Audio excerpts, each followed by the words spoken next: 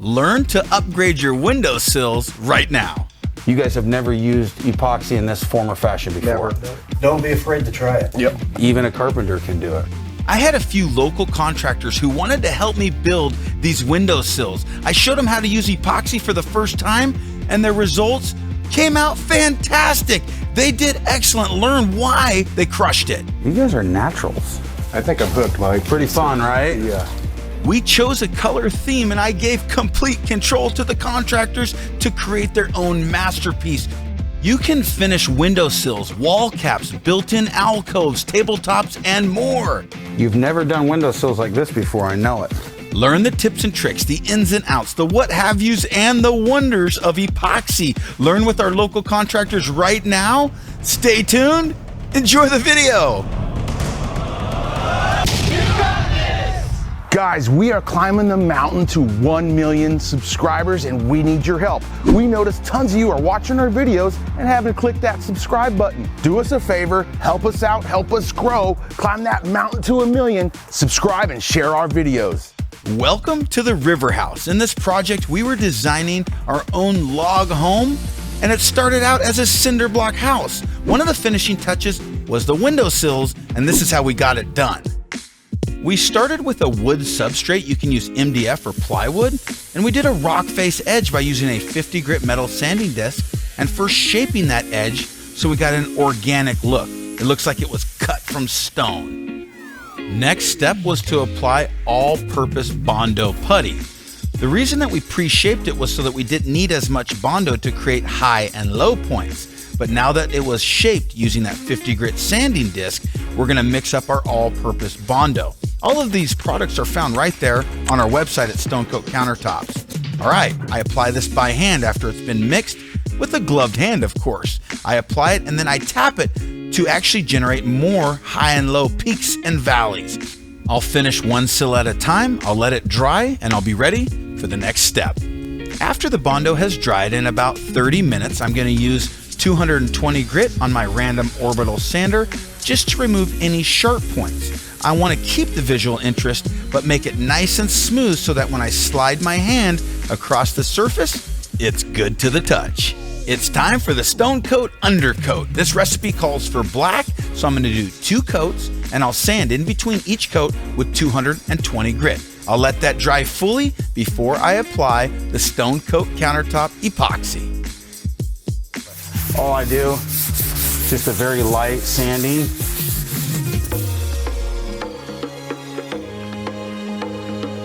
Here's what I'm using, our metallic powders and white, bright silver, and diamond dust. I'm gonna use our black and white epoxy dye and our spray paint in black, white, and champagne bronze.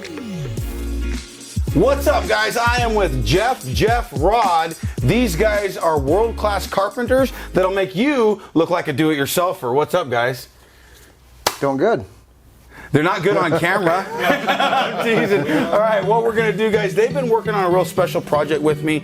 We have been remodeling a cinder block house into a work of functional art. So these are the windowsills. You guys painstakingly went through, how many windows do we got in that little house? 18. My brother and I used to do granite windowsills for people, and it was a fortune to do 18 windowsills this size. So we're gonna turn these into stone. I showed you what we did for the countertops, and you guys have never used epoxy in this form or fashion before. Never. So I'm here to convince you, you got this, and I'm here to show you that even a carpenter can do it, right? We're gonna mix everything in a bucket for 2 minutes using a drill, and then we're gonna do a dirty pour. We're gonna pour that into individual cups. We'll add those additives. We put it back in the bucket, and we pour. Let's go ahead and do 2 gallons. So just do a gallon of part B, and then a gallon of part A.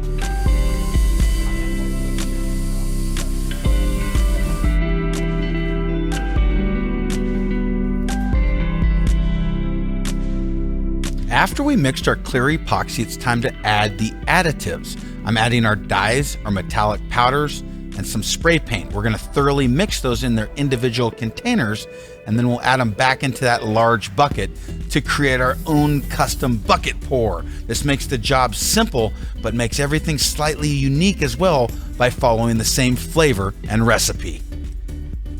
All right, we're all mixed up. It's time to pour. Have you seen a dirty pour? Let us know in the comments below. Do you like a dirty pour, or is that a chore? Yay, I like a dirty pour, or B, heck no. I started everybody off by showing how I do one windowsill, then I passed the torch and I watched these guys get to work. They weren't shy, they know how to use their hands, and they had a blast. Check this out.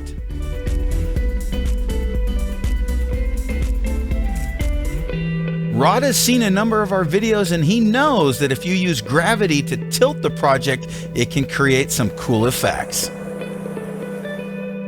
Rod, first time doing this, what did you not anticipate? The overwhelming heat in the shop right now. It's perfectly temperate in here. You know, that's a pro tip, guys. We don't run the AC while we're pouring because we don't want to take all the dust that's in our HVA system and blow it right on the finished surface. So, unless you're a crybaby, turn that off. Sorry.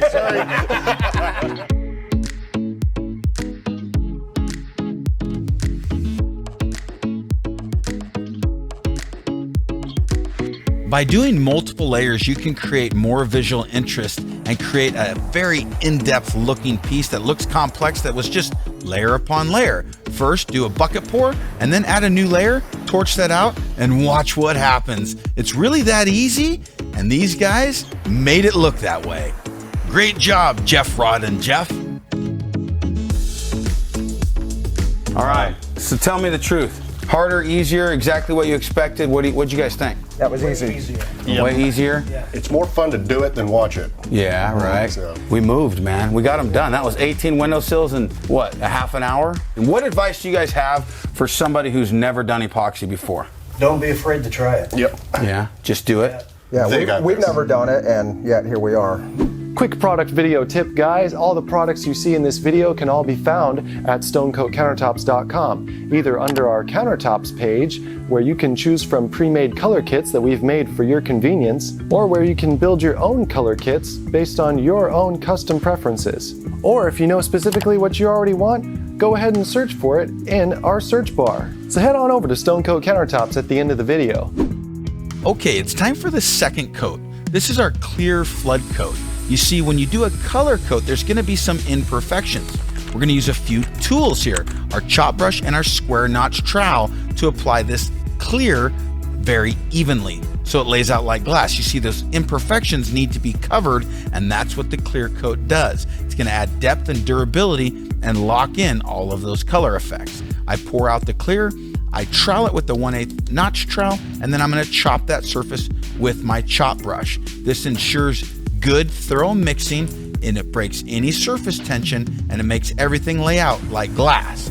After that, I'm going to torch out any of the bubbles, and I'm ready to let that set up so I can install these.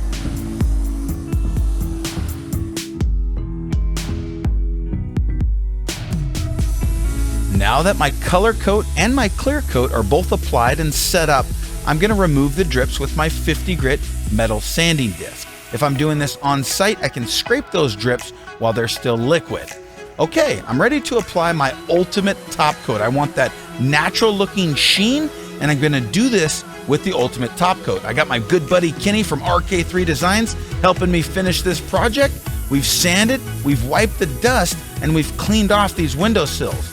We've created a mechanical bond by sanding with 220 grit. I'm removing any lint from my rollers, and I'm going to have Rhonda help me roll on the ultimate top coat. This is done by first mixing at a 2-to-1 ratio, adding a touch of water, and getting this all prepped in our paint pan. We're going to use a 2-roller technique. I'm going to first apply it wet and sloppy on the surface, and then I'm going to come back and dry roll to remove any excess. But be sure to apply liberally wet so that you can have something to remove dry. This removes any lap lines, and it ensures that you get even coverage on your project. Okay, the next day on the project, we're applying these windowsills using an adhesive, attaching the apron with micro pins to hide all of those, and getting it all wrapped up. And we absolutely love the element that this brought to this beautiful log home. What do you think?